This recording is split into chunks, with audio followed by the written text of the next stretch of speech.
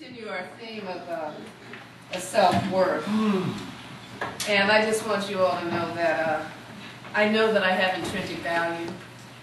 I know that in the eyes of God that all that I receive I deserve. And so I want to thank you for allowing me to be on Kiowa Island last weekend, basking in the sun. Enjoying yoga lattes with Earl Clue. And bouncing to Boney James. It was a wonderful, wonderful way to bring in the celebration of my birthday. Self-worth. The definition that I gave, and I'll repeat, is the sense of one's own worth. It's entirely internal. It's realizing the source of your own value. It's a healthy self-worth, and it comes from knowing who you are and who you are in the eyes of God. Not in the eyes of man, but who you are in the eyes of God. So I'm going to tell you a little story, and this story is the story of your life. So one day, your Earth Day, you came into being. You were born, and you were born into love. You were born into affection. Everybody loves babies, yes? Yeah. And you're so cuddly and you're so cute. Well, most of us love babies. And so you're so cuddly and you're so cute, and all this love and affection is just lavished upon you, yes? Yes. And this goes on for a time. And everything around you, indeed the whole universe, is just an extension of you. An extension of who you are. You are, or were, the center of the universe. You were the center of the universe. No judgments were made about you. You were innocent. You were perfect. And you never heard anything to the contrary. And then, after a few failures, after a few not so good grades on report cards, after a few, you can't do that, be that, have that, who do you think you are, comments, you started to internalize that and self-judge. Started to make judgments about yourself. You had forgotten that you were born into all of this love and all of this perfection. Temporarily, you forgot. And so your sense of self-worth may have become somewhat deflated. Somewhat deflated.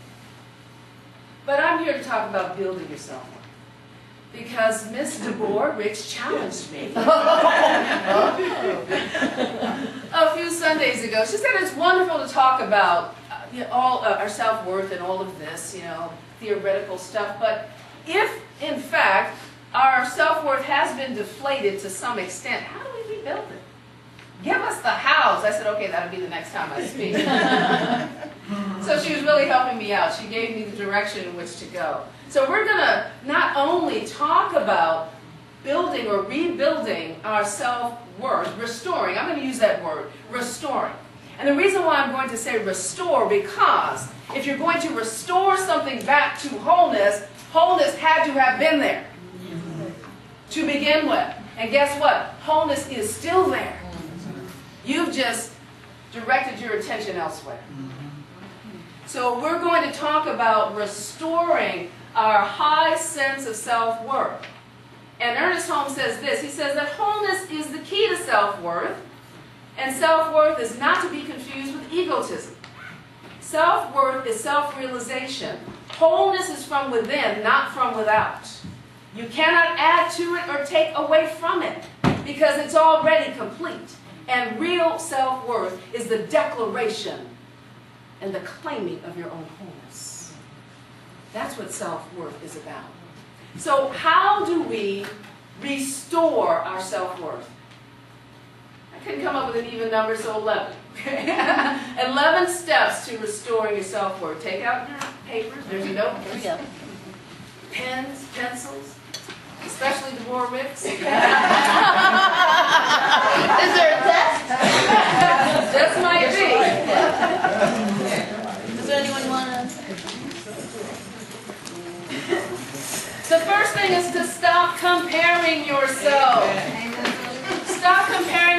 yourselves to others. And I learned that a long time ago. People used to compare themselves to me and then get mad at me if they felt that they were short and didn't want to be my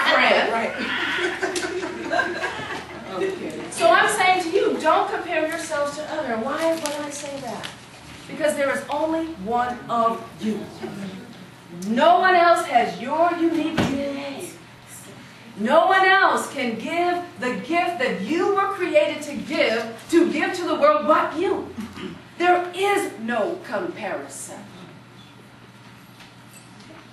Talk about equal this and equal that. No two people are equal.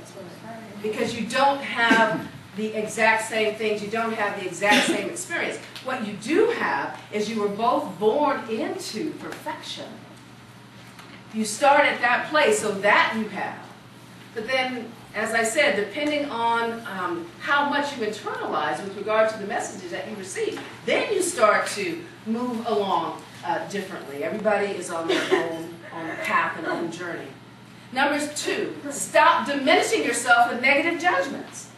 Stop it. Cut it out. You're doing the best that you can with the consciousness that you have at the time. So what's the solution? Grow your consciousness. Grow your consciousness. So that you don't impose judgments. You may have observations about your behavior, but you're not judging your behavior. There is a difference. Because when you observe it and you acknowledge it, you can change it. But when you stand in judgment of yourself, and even when you stand in judgment of others, that's not positive. That's not life-affirming. That's destructive. And it's very, very rare that that motivates anybody. So if you're imposing judgments upon yourself, stop it. Number 3, avoid perfectionism. And why would I say that? Because it oftentimes stifles us. And that's what my co-author said to me at one point. You've got to let it go. Let the book go, Michelle. It's one chapter. 1 month, hours, maybe 80, 90, 100 hours. And I'm questioning and challenging every word. Is this the exact word? Did you mean to say that? And then even when he says it's a final draft, I go back and I make some other edits. And then he just said to me Thursday, stop it. I'm popping open the Martinelli's. It is done. And I said, I want to celebrate you, but there's just one other thing. But what is that? I said, I just like this word so much better, so much better. And the word was substituting virtuous for good. He said, now that's a home run. So he said, the editor may pick these things up and give you some suggestions, but at this point, we've got to let it go. We have a spring release. We'll never get there. So it stifles you. When you strive for perfectionism, it stifles you. And so sometimes the 80% solution is the best solution, so that you can bring into manifestation that which is yearning to be expressed by you. Let it go. You're going to get enough feedback from others and from the universe. You don't need to do that. So let it go. Give birth to that which it is you are creating.